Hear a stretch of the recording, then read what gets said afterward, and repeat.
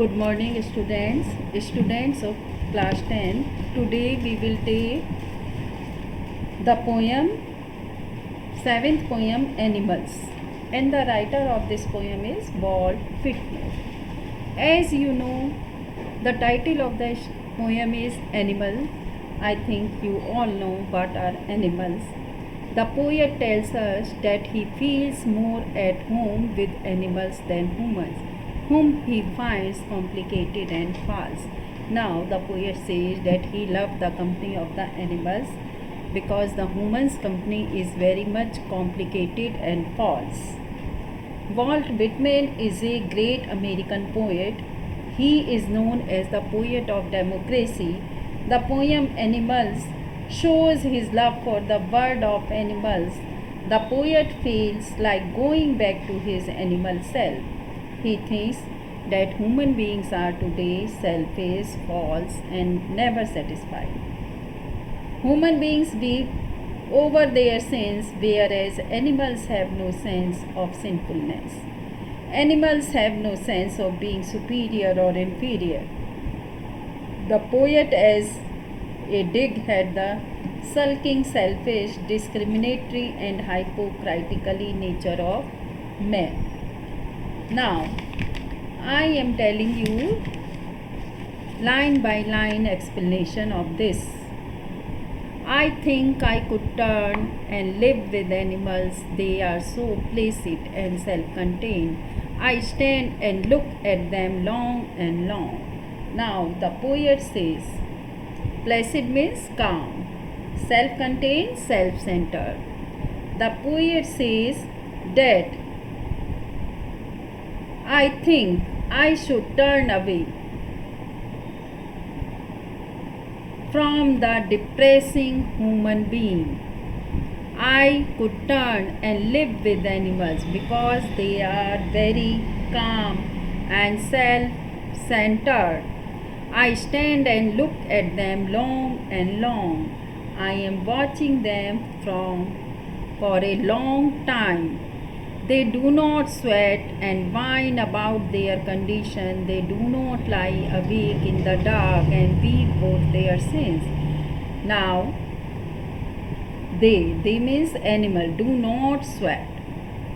And they do not whine. Whine means grumble, complain. They do not grumble on their conditions. They don't lie awake in the dark. They don't lie awake. They do not lie awake and weep over their sins like human beings. Human beings always complain this and that. They do not make me sick discussing their duty to God. They do not make me feel good by discussing their duty to God.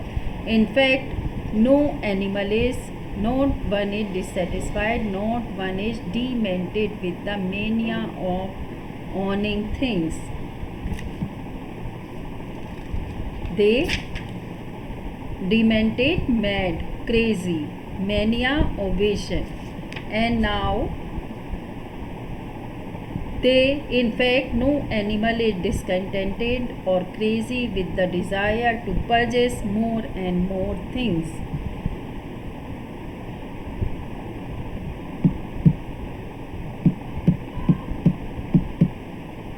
Not one is dissatisfied, no one is demented with the mania of owning things.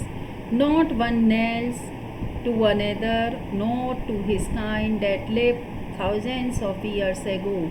Not one is respectable or unhappy over the whole earth.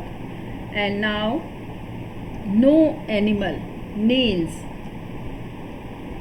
no animal bows his head, nails to other, pay respect to other. No animal bows his head in respect to another or to his ancestors who lived thousands of years ago, like human beings. No animal is considered worth of respect, and no one is worried about taking the whole herd. In this way, animals show that they belong to me and I accept them as my own.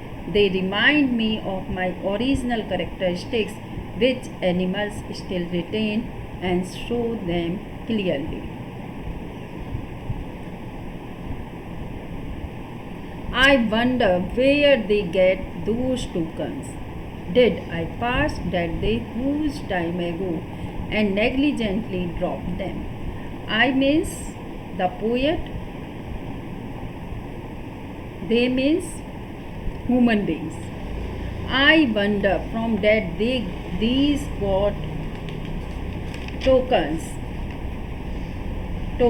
signs.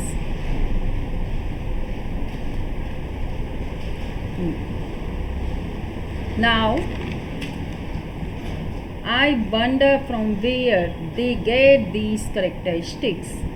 Did I pass their way a long time ago or shed those characteristics carelessly on my way to progress? So students, you have read this poem, and in this poem you have seen that the poet wants to live in the company of animals.